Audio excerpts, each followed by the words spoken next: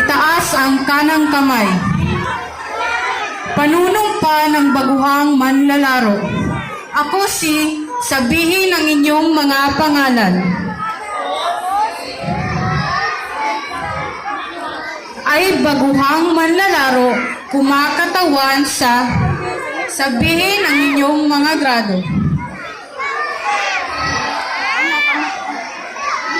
Nangangako, bilang manlalaro sa larangan ng, sabihin ang inyong mga sinalihan na sports.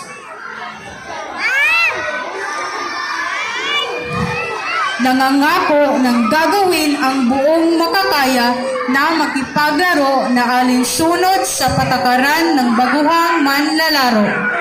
Kasiyahan nawa ako ng Diyos. Ibaba ang kanang kamay.